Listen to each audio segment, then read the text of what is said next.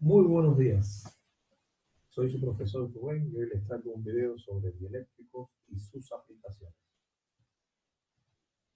Tendríamos que definir qué es un dieléctrico. Un dieléctrico es un material con baja conductividad eléctrica, es decir, un aislante, el cual tiene la propiedad de formar dipolos eléctricos en su interior bajo la acción de un campo eléctrico.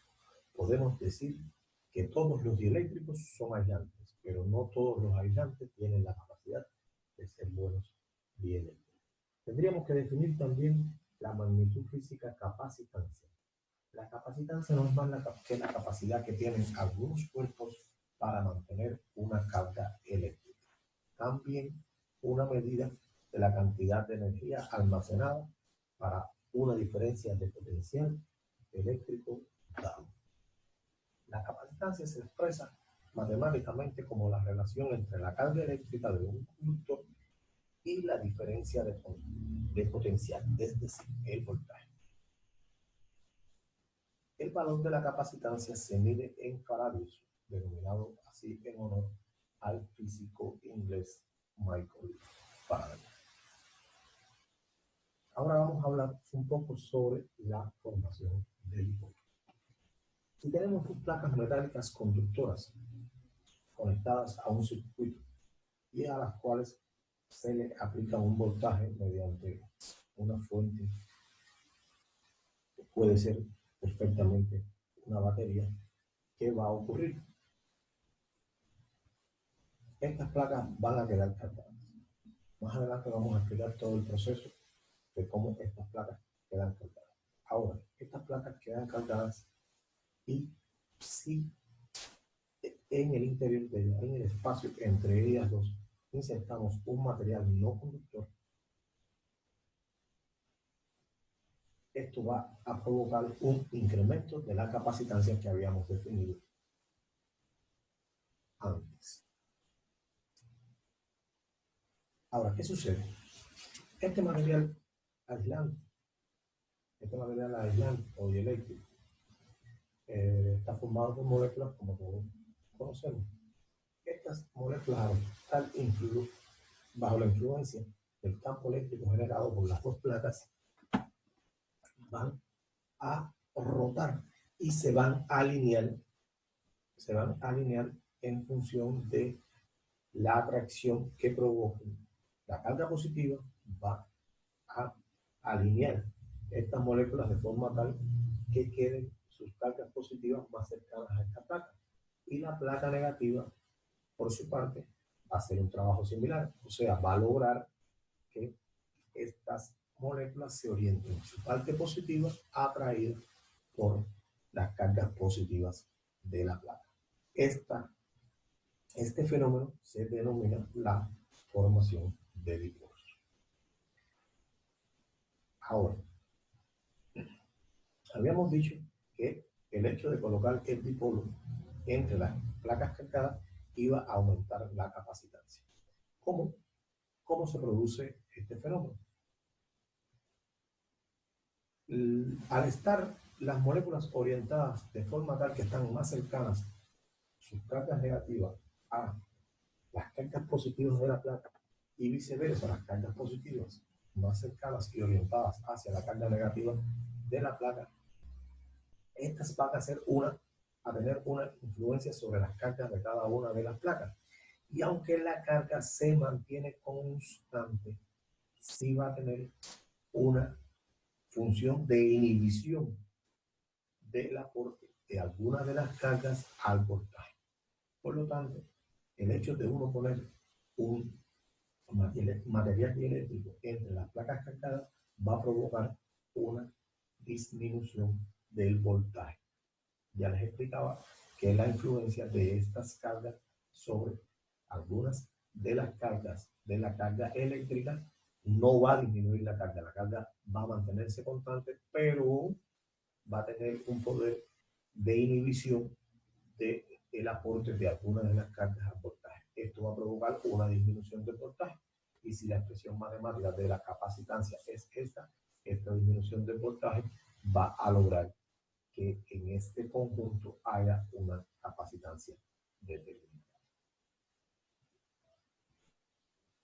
Eso que hemos graficado anteriormente no es más que el gráfico de un condensador o capacitor eléctrico. ¿Qué es un condensador? Es un dispositivo pasivo utilizado en electricidad y electrónica capaz de almacenar energía, siempre dentro de un campo eléctrico. Está formado por un par de superficies conductoras, las dos placas que ya habíamos explicado, generalmente en forma de láminas o placas, en situación de influencia total. ¿Qué quiere decir eso? Que se coloca el dieléctrico y todas las líneas del campo eléctrico inducidas por las placas van a atravesar ese dieléctrico. Esas placas van a estar sometidas a una diferencia de potencial y van a adquirir una carga. Una de ellas positiva, la otra negativa, siendo nulo el valor total de capacidad. Capacitores hay de diversas formas, colores y tamaños. Aquí les muestro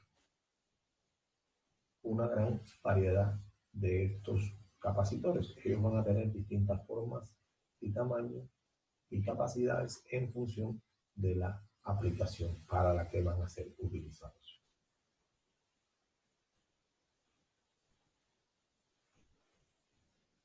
La estructura interna de un capacitor, un poco ya lo habíamos tocado, es dos placas metálicas conductoras en un circuito en el cual se le coloca un material eléctrico en el centro. ¿Qué va a ocurrir y cómo va a funcionar esto? Al colocar una batería, el terminal positivo de la batería va a realizar una acción de atracción de las cargas negativas de una de las placas. Esa acción de atracción va a provocar un flujo de cargas negativas desde una de las placas hacia la batería. Por otra parte, el terminal negativo de la batería va a generar una repulsión de las cargas negativas hacia la otra placa. ¿Qué va a provocar esto? Que el déficit de cargas negativas que se genera en esta placa va a provocar que esta quede cargada positivamente. Ahora, el exceso de cargas negativas en esta placa va a provocar que esta placa quede cargada negativamente.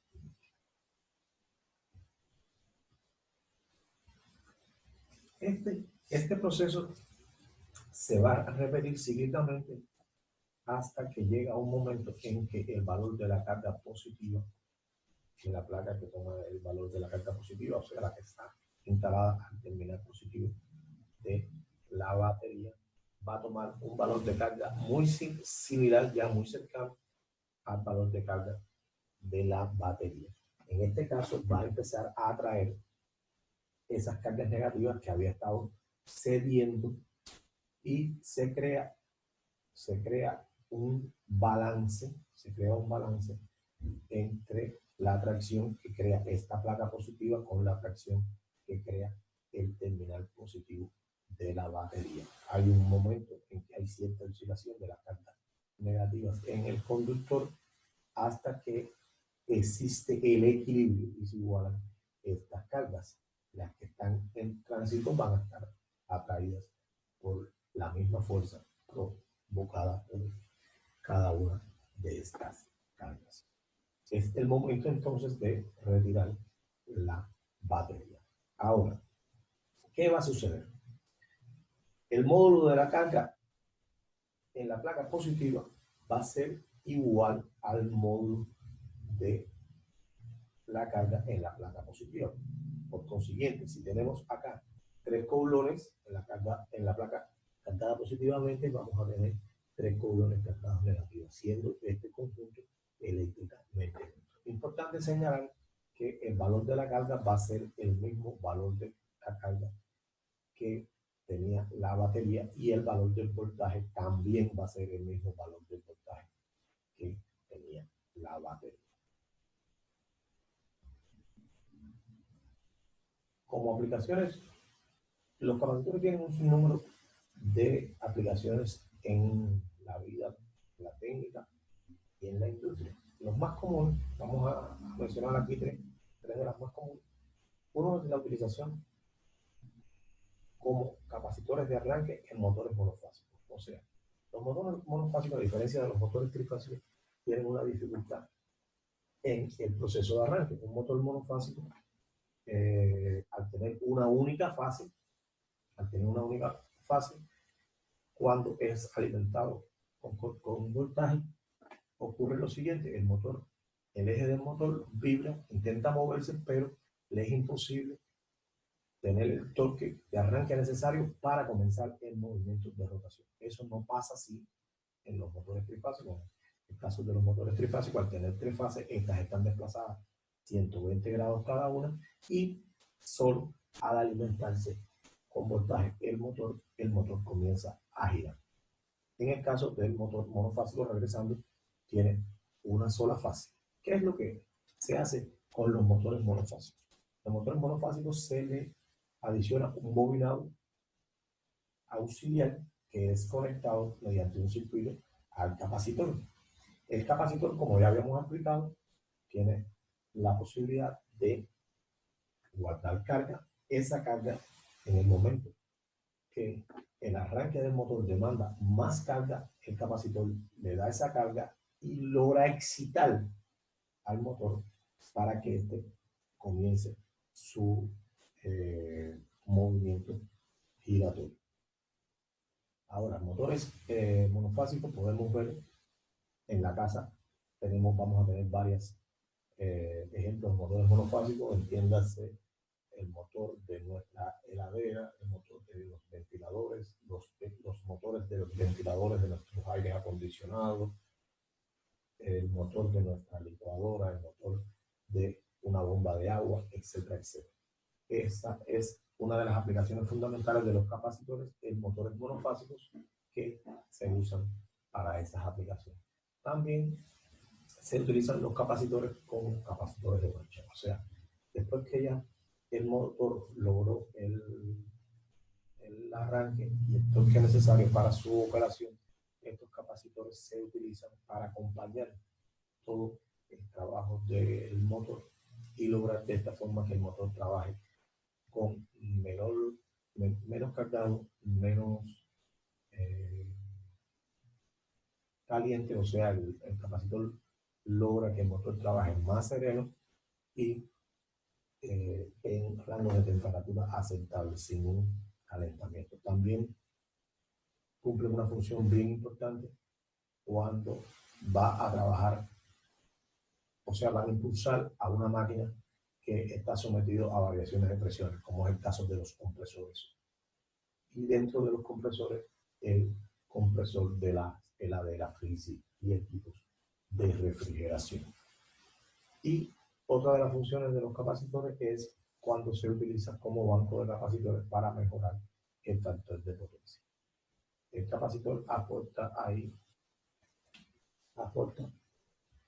la reactancia capacitiva necesaria para anular o compensar, o mejor dicho, compensar la reactancia inductiva que provocan los motores transformadores y los bobinados generalmente en los procesos industriales. También la instalación de capacitores a los motores monofásicos mejora este factor de potencia. Como habíamos visto antes, la ecuación para